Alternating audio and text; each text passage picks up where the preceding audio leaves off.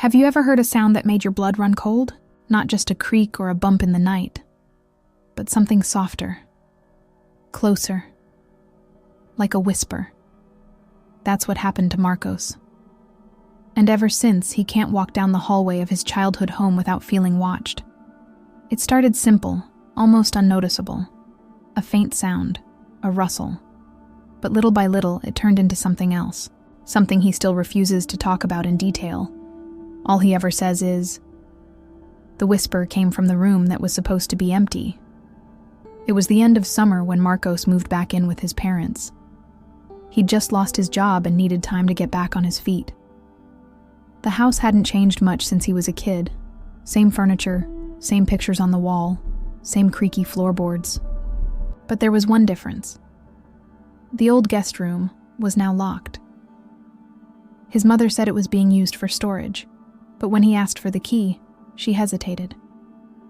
"Better leave that room alone," she said, not looking him in the eye. "It's just full of junk. You don't need to go in there." The first night passed without incident, but around 3 a.m., Marcos woke up. Not from a dream, not from a noise, just awake. That strange kind of alertness that feels like your body knows something before your mind does. That strange kind of alertness that feels like your body knows something before your mind does. He lay still for a moment, eyes adjusting to the darkness when he heard it. A whisper. Soft, broken, like someone trying to speak through a crack in the wall. He thought it was the wind, or maybe the old pipes groaning like they used to. But then he heard it again, closer this time, and unmistakably human. He got up, heart thudding, and crept into the hallway. It was colder than it should have been. The air felt thick, like walking into a room right after someone else had a fight, full of something you can to see but know is there.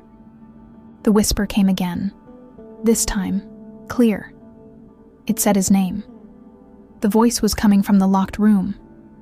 He pressed his ear to the door. Silence. Then, just as he started to pull away, there was a single knock from the other side. He stumbled back, staring at the doorknob, expecting it to turn. It didn't.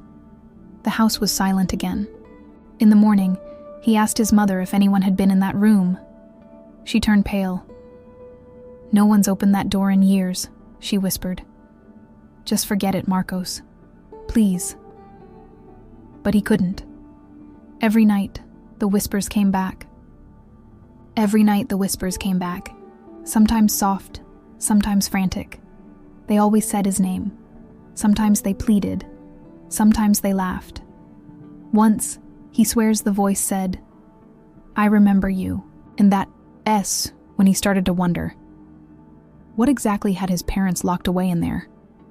One night, unable to take it anymore, Marcos grabbed a screwdriver and picked the lock. The door creaked open slowly, revealing nothing. Dust. Old boxes. Some furniture covered in sheets.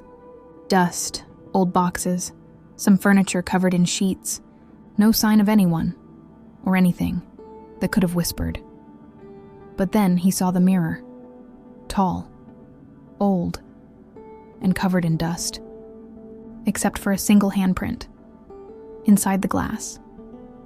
Inside the glass, he backed away, slammed the door shut, and never opened it again. Marcos left the house a few days later, moved to another city. He doesn't visit often.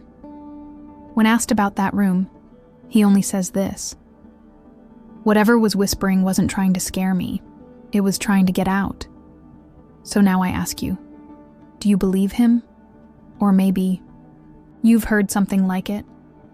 A whisper from a place that should have been quiet. That feeling that you're not alone, even when you are. Maybe you're thinking back to a moment right now. And if you ever hear your name in a whisper, coming from an empty room, just promise you won't answer. If this story gave you chills like it did me, give it a like, subscribe to Luna Sanguinis, and share it with someone who's brave enough to sleep with the door open tonight. And tell me in the comments, Have you ever heard a whisper in the dark?